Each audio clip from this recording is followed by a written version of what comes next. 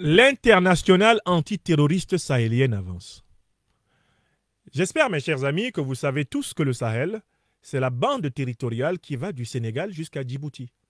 Vous avez l'Afrique du Nord, vous avez l'Afrique, de l'Ouest, un peu en bas, vers le golfe de Guinée, vous avez l'Afrique centrale.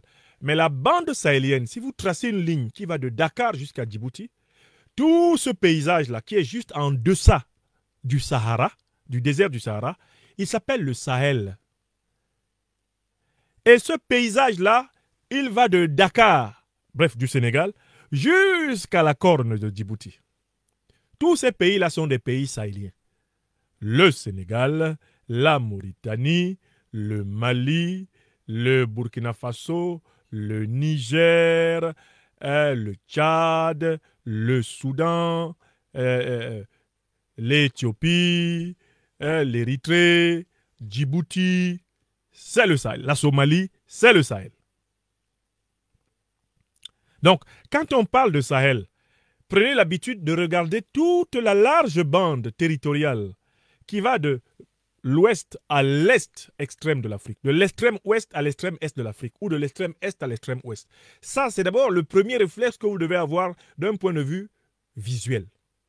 Le Sahel, ce n'est pas que le Mali, le Burkina Faso et le Niger qui ont créé l'Alliance des États du Sahel, aujourd'hui Confédération des États du Sahel. Le Sahel, ce sont tous les pays que je viens de citer là. Je recommence. Le Sénégal, la Mauritanie, le Mali, le Niger, le Burkina Faso, le Tchad, le Soudan, que ce soit Soudan d'ailleurs du Sud, davantage Soudan du Nord que Soudan du Sud, ça c'est vrai. Ensuite, on a l'Éthiopie, on a l'Érythrée, on a la Somalie, et tout au bout, on a Djibouti. Yamewa, c'est ça le Sahel. Cette zone a la particularité que depuis plusieurs millénaires, elle est traversée par des groupes, des nomades bergers, des nomades commerçants, mais également elle est traversée par les armées. La bande sahélienne est depuis plusieurs millénaires une zone de circulation de troupes armées. En fait, c'est une zone de confrontation des armées. Pourquoi? Parce que, en fait, cette zone-là, elle est double. Le Sahel est la zone intermédiaire entre l'Afrique noire, ou si vous voulez, l'Afrique des forêts, l'Afrique verte, hyper verte, et l'Afrique blanche, l'Afrique du Nord, l'Afrique arabe, l'Afrique berbère. D'accord? Premier point, le Sahel, c'est vraiment la zone de passage de l'autre côté. Mais le Sahel est également la bande à partir de laquelle on circule pour entrer dans le Moyen-Orient. En passant soit par l'Égypte, soit par le golfe d'Aden, en allant jusque sur la mer Rouge, on entre sur le continent asiatique. Donc c'est une zone de migration extrêmement importante de population de toutes sortes. Il y a une troisième raison qui est importante, c'est que maintenant on a les avions, mais avant on n'avait pas les avions. Et le Sahel était la route des pèlerins. Pour aller à la Mecque, les Africains devaient longer les routes du Sahel. Donc, ça a été une route de caravane religieuse. Les pèlerins qui partaient du Sénégal devaient traverser le Sahel tout au long du Sahel comme ça pour arriver en Arabie Saoudite en passant par l'Égypte. Et il fallait revenir par le même chemin. Donc c'est un chemin de pèlerinage et en fait, bien sûr, cette zone-là, du fait de la désertification, a été couverte de sable, mais on y trouve sans doute les souvenirs les plus riches de la civilisation africaine. Quand les archéologues de cette région de l'Afrique retrouveront des moyens sérieux, ils feront des découvertes faramineuses, comme par exemple la découverte qui a été faite dans la région soudanienne de Doukigel et qui a démontré qu'il existait au plus profond de l'Afrique noire, avant même le grand moment égyptien, des civilisations lumineuses. Alors, c'est ça le Sahel. D'abord, il faut comprendre que le Sahel, c'est ça. Mais le Sahel que vous voyez là, est une région qui a une particularité économique dont on ne parle pas beaucoup, c'est que son sous-sol est l'un des plus riches de la Terre. D'abord, les nappes phréatiques qu'il y a sous le Sahel et par extension sous le Sahara sont immenses. Les pays sahéliens que vous voyez là sont les pays les mieux arrosés en nappes phréatiques de la Terre. Dans le sous-sol sahélien, il y a plus d'eau, même que dans certains pays d'Afrique équatoriale, dans le sous-sol sahélien. Il y a des réserves d'eau douce immenses. Et c'est grâce, par exemple, à l'existence de ces réserves que Muammar el-Kadhafi a été capable de créer un fleuve artificiel en Libye. Le sous-sol saharien et sahélien est riche en eau douce. C'est un enjeu du 21e et du 22e siècle, l'eau douce. Mais c'est un sous-sol qui est immensément riche en pétrole, riche en gaz, riche en uranium, riche en manganèse, riche en toutes les choses qui manquent à l'Occident et qui manquent au Moyen-Orient, où on trouve essentiellement du pétrole et du gaz à tout prendre. Donc, il faut que vous sachiez que le Sahel est immensément convoité. Convoité par l'Europe, convoité par l'Amérique et convoité par l'Asie, comme toute l'Afrique. Parce que les experts occidentaux qui pratiquent ce qu'on appelle la géodétection et qui travaillent avec vraiment les technologies les plus fines pour identifier la composition de l'écorce terrestre, ont découvert des réserves faramineuses de produits stratégiques, de ressources naturelles stratégiques dans toute la bande sahélienne. Par conséquent, les grands stratèges occidentaux et moyen-orientaux ont mis en place des plans pour empêcher les États sahéliens d'être des États stables. Je recommence. Parce que là, on fait un peu de géopolitique pour comprendre le problème là. Pourquoi le général Al-Burhan s'est-il rendu à la rencontre du général Assimi Goïta? Pourquoi les deux généraux du Mali et du Soudan se rencontrent-ils? Vous ne pouvez pas comprendre si vous ne savez pas ce que c'est que le Sahel.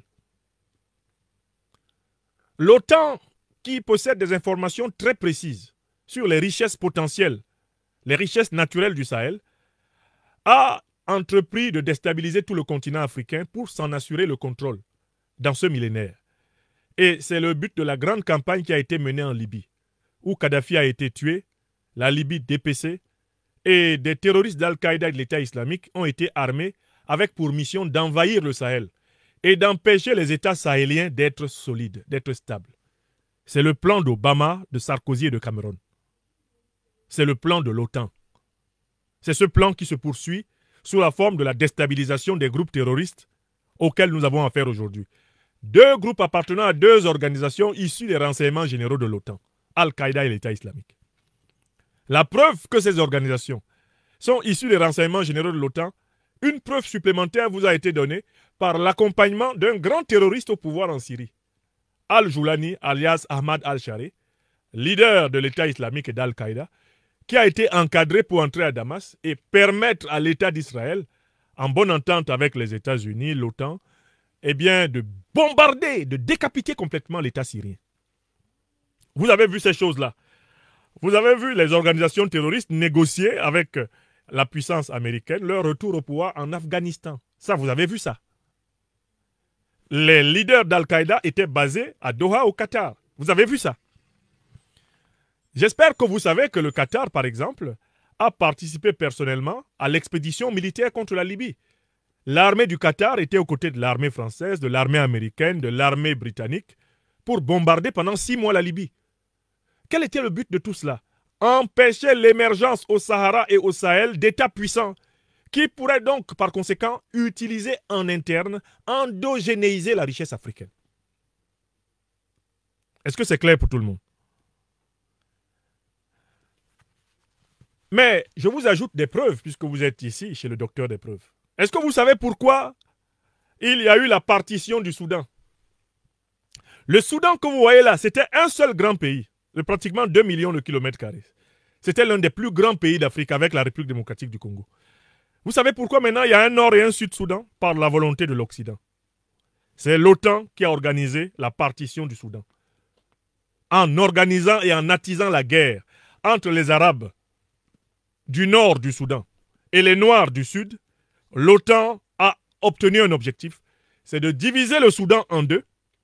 Et une fois que l'OTAN a atteint cet objectif, l'OTAN s'est mise à attiser la guerre entre les factions au Soudan du Nord et entre les factions au Soudan du Sud.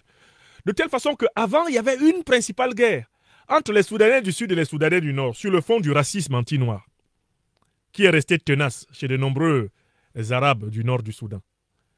Mais maintenant qu'on a divisé, on pensait que la guerre était terminée. Vous ne voyez pas, chers Africains, cette chose bizarre qui se produit au Soudan? On pensait que bon, on a séparé le Soudan du Nord et le Soudan du Sud, voilà. Djouba est la capitale du Soudan du Sud. Khartoum est la capitale du Soudan du Nord. Le problème est terminé. Non, le problème n'est pas terminé. Au Nord, actuellement, il y a une guerre civile entre deux factions de Soudanais du Nord. La faction de Hemeti, qu'on appelle les forces rapides, et bien, celle qui incarne l'État soudanais du général Al-Burhan, l'armée soudanaise. Ils sont en guerre. Mais si vous étudiez l'actualité du Sud-Soudan, vous vous rendrez compte que là-bas aussi, il y a deux factions au moins qui sont en guerre. Ceux qui détiennent le pouvoir d'État à Djouba, la capitale du Sud-Soudan, sont en guerre avec leurs propres frères noirs.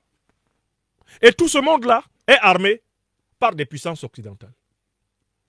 Quand vous regardez l'histoire du Soudan actuel, notamment depuis la guerre civile qui a été arbitrée par la partition, vous vous rendez compte de la félonie et de la méchanceté de la géopolitique occidentale. C'est-à-dire qu'ils ont obtenu la partition du Soudan. Non contents, ils veulent obtenir la quadripartition du Soudan. C'est-à-dire que maintenant, le Soudan du Nord est en train de menacer d'être coupé en deux morceaux. Et le Soudan du Sud aussi, il menace de le couper en deux morceaux. Ça vous dit quelque chose? Est-ce que ce que je vous dis là, ça vous parle? Mais quel était le plan du néocolonialisme français au Mali, avec cette histoire d'Azawad?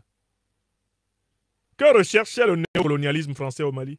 Que recherche l'impérialisme et le néocolonialisme algérien au nord du Mali? N'est-ce pas la même chose? Quel est le plan de l'OTAN et du néocolonialisme français pour le Mali? C'est la partition. Ils ont voulu, à travers le MNLA, créer l'équivalent d'un Soudan du Nord. Ils voulaient fabriquer un Mali du Nord. Pourquoi? Parce que grâce à cette division, ils peuvent plus facilement ramasser les matières premières, leur objectif premier. Partout dans tous ces pays-là, les stratèges géopolitiques occidentaux vont susciter des mouvements de rébellion à propension sécessionniste. Ils vont susciter des mouvements indépendantistes. Ils vont susciter des revendications de micro-États. Dans quel but? Fragiliser l'Afrique, empêcher l'existence d'États africains puissants qui puissent transformer les matières premières sur place et donner à nos peuples la prospérité à laquelle ils ont droit. Donc, je me résume. La stratégie utilisée pour diviser le Soudan, c'est exactement la même stratégie que les impérialistes occidentaux ont utilisée pour tenter de diviser le Mali. Par conséquent, le général Al-Burhan, qui est à la tête du Soudan du Nord, et le général Assimi Goïta, qui est à la tête du Mali, savent qu'ils ont affaire aux mêmes gens. Parce que les mêmes méthodes leur sont appliquées aux deux bouts du Sahel. Quand ton frère et toi vous rendez compte que vous avez affaire aux mêmes ennemis, quelle est la solution? Vous n'avez pas d'autre solution que de vous rassembler. Le général Al-Burhan a pris son avion pour venir voir le général Assimi Goïta pour lui dire « Les problèmes que tu as ici sont les problèmes que j'ai là-bas. Mettons-nous ensemble pour résoudre les problèmes que nous avons. » Car les mêmes qui déstabilisent le Soudan sont les mêmes qui déstabilisent le Mali. Tout le Sahel est déstabilisé par la même organisation. Celle qui promeut des guerres civiles, des partitions, celle qui promeut des rébellions instrumentales dans le but d'affaiblir les pays et de s'assurer la même mise sur leurs matières premières. Ce que Naomi Klein, dans son merveilleux ouvrage, a appelé « disaster capitalisme », le capitalisme du désastre. On sème le chaos et ensuite on vient imposer ces conditions de coopération et de négociation économique. Voilà toute la stratégie de domination du monde par l'OTAN. La guerre d'abord, grâce au chaos, l'affaiblissement des puissances inférieures, grâce à l'affaiblissement des puissances inférieures, leur soumission à des conditions de coopération économique inégales et par conséquent la perpétuation de l'hégémonie et de la domination. Alors, maintenant qu'ils savent tous qu'ils sont déstabilisés par l'OTAN, ils sont en train de comprendre qu'ils doivent créer une internationale antiterroriste sahélienne. C'est-à-dire que les terroristes vont être pris à l'étau. De l'est à l'ouest, ils vont être littéralement traqués par les armées. Si les terroristes sont traqués par les armées, ils n'ont pas le choix. Soit ils s'enfuient en Afrique du Nord, ou de toutes les façons, les armées les attendent pour les tailler en pièces s'ils poursuivent leur activité terroriste, soit ils disparaissent sous les coups de boutoir des Africains, soit ils abandonnent tout simplement leur activité terroriste. Donc la mise en place de l'international antiterroriste du Sahel renforcera la sécurité de l'Afrique noire et renforcera en particulier l'insécurité du Sahel. Monsieur Al-Burhan, général du Soudan, est conscient de la qualité des résultats obtenus par les présidents Goïta, Tiani et Traoré dans la lutte antiterroriste. Il veut s'en inspirer. Mais il y a autre chose qui est important. Il faut savoir que le personnel militaire circule dans le Sahel. Il y a une espèce d'Africain particulier qui est apparu ces dernières années. On les appelle les mercenaires en tout pays. Il y a des gens là qui combattent actuellement dans les troupes d'Al-Qaïda et l'État islamique, mais qui, dans 2 mois, se retrouveront dans les forces de Hemeti en train de combattre au Soudan, mais qui, dans 3 mois, peuvent se retrouver dans les forces de Khalifa Haftar en Libye en train de combattre. Il y a un certain nombre d'Africains qui se sont spécialisés dans le mercenariat de guerre et qui circulent de guerre en guerre pour vivre. Ils essaient une guerre ici, si ça finit, il prend ses clics et ses claques et sa calache, il les cache soit dans une moto, soit dans un chameau, et il va chercher une autre guerre pour travailler. Il y a des gens qui ont fait de la guerre leur travail. Il y a des mercenaires professionnels. Donc Hemeti et Assimi Goïta et tous les leaders du Sahel savent qu'ils ont affaire à des individus qui bougent à travers les frontières en fonction des contrats. Donc il faut mutualiser les moyens de contrôle et de défense pour pouvoir réduire autant que possible l'expansion de ce phénomène de mercenariat. Mais je vous dis que parmi les hommes, les criminels mercenaires qu'on arrête au nord du Mali, parfois il y a des Djiboutiens, il y a des Soudanais, il y a des Éthiopiens, il y a des Tchadiens. Tout comme parfois, parmi ceux qu'on peut arrêter là-bas au Tchad, qu'on peut arrêter au Niger, il va y avoir des Maliens, des Mauritaniens. C'est-à-dire que le terrorisme dans le Sahel, c'est devenu une espèce de compétition sportive. C'est un championnat. Et il y a un certain type d'individus dans toutes nos populations africaines qui sont devenus des professionnels du mercenariat terroriste. Ils voyagent de frontière en frontière pour être recrutés par des factions, par des groupes, faire la guerre, avoir de l'argent et revenir voir 1 ou 2 de ces femmes là où ils peuvent les trouver. Il y a des gens qui ont organisé leur vie autour de l'activité terroriste. Soit parce qu'ils vendent des armes aux terroristes, soit parce qu'eux-mêmes vendent leur expérience militaire comme terroristes. Mais ils peuvent combattre le jour pour Al-Qaïda, la nuit pour l'État islamique. Ils peuvent aller travailler comme combattants de Boko Haram. Ils sont comme des joueurs professionnels. Ils sont des terroristes professionnels. Ils agissent sur mission. Il arrive, je ne sais pas, dans une région, il dit « Ah oui, moi j'ai déjà combattu dans le nord du Niger. Voici ce que j'ai fait, j'ai telle expérience. » On dit « Très bien, nous voulons attaquer le pipeline du Niger à tel endroit, tel jour. Est-ce que tu peux mener l'opération ?» Il dit « Oui. » On dit « Mais tu veux combien pour ça ?» Il dit « Bon, vous me donnez 100 000 francs CFA. Moi, je mène l'opération. Vous me donnez... Moi, j'ai 5 hommes que je vous apporte et je fais l'opération. » Les gars négocient les actions terroristes comme les gens négocient la livraison d'un camion de sable. La situation en est là au Sahel. Le terrorisme se négocie comme on négocie l'achat d'un bœuf. Les groupes terroristes et les chefs bandits de groupes terroristes se promènent à la recherche de chefs politiques, de chefs mercenaires qui leur proposent des opérations. Ce qui rend très difficile la lutte antiterroriste, c'est cet éparpillement, en effet, des groupes terroristes et cette mixité. Il est donc important qu'une véritable internationale antiterroriste sahélienne apparaisse. Alors, je voudrais citer quelques conditions pour qu'elle fonctionne bien. Première condition, il faut que tous les pays membres de cette internationale se débarrassent de la coopération avec l'OTAN, qui est à l'origine de la déstabilisation du continent. Il ne peut pas y avoir de lutte antiterroriste en s'appuyant sur l'OTAN, qui a rendu le terrorisme possible par le saccage de la Libye et l'invasion du Sahel. Ça, c'est la première règle. Tout pays qui continue à coopérer avec l'OTAN en Afrique, dans la lutte antiterroriste, n'est pas digne d'entrer dans une alliance antiterroriste avec un pays africain panafricaniste. Et cela est vrai. Je le disais récemment pour le Tchad. C'est vrai pour le Soudan. C'est vrai pour le Togo. Tous ces pays-là qui ont une certaine sympathie pour l'AES, ils doivent comprendre qu'il leur faut opérer. Il leur faut opérer la rupture géostratégique totale. On ne combat pas en Afrique le terrorisme en s'appuyant sur l'OTAN qui l'a fait venir. Comment l'OTAN a-t-elle fait venir le terrorisme en Afrique? par la grande invasion de la Libye, qui a été l'occasion d'armer Al-Qaïda et l'État islamique. Et il y a de nombreuses preuves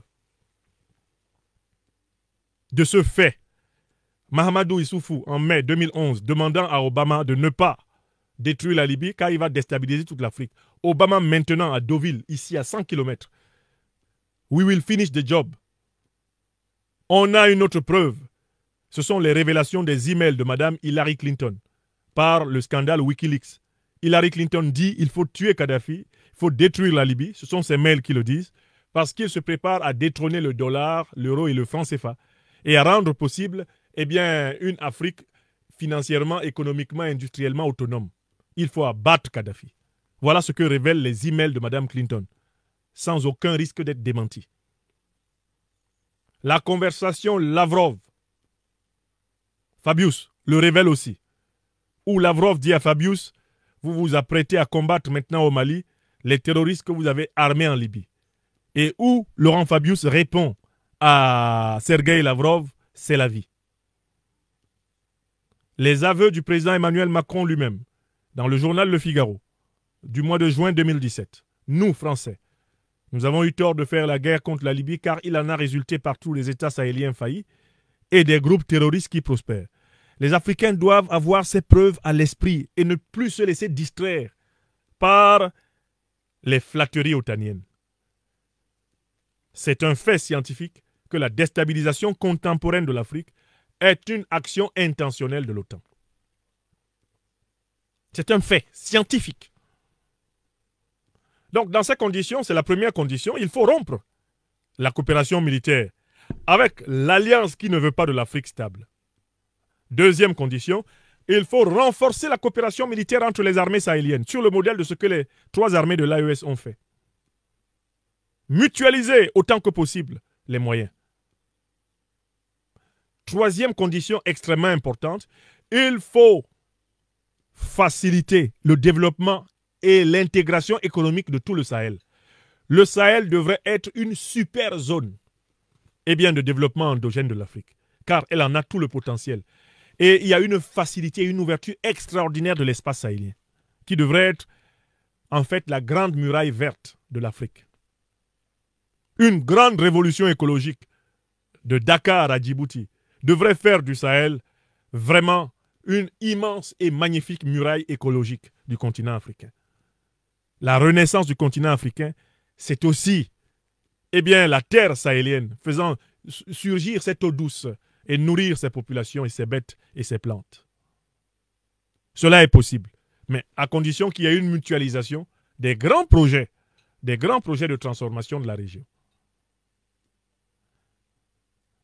Enfin, il y a un quatrième élément nécessaire, c'est se soutenir sur le plan diplomatique.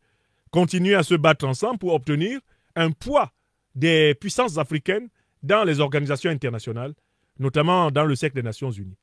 Imaginez une alliance sahélienne intégrant le Mali, le Burkina, le Niger, le Tchad, le Soudan, l'Éthiopie, Djibouti, l'Érythrée. Mais ça en est fini. Personne n'osera encore gronder les Africains au Conseil de sécurité des Nations Unies.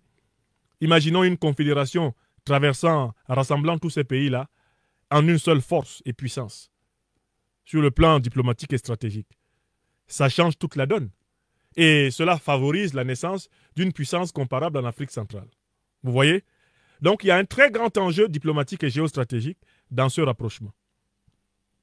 Un très grand enjeu diplomatique, géostratégique et géopolitique dans ce rapprochement, je voulais le souligner. Espérons que ces choses avancent à partir du noyau de l'AES. Veuillez tout simplement vous abonner et activer la cloche de notification pour ne rien rater. Retrouvez KDV Africa sur YouTube, Facebook, TikTok.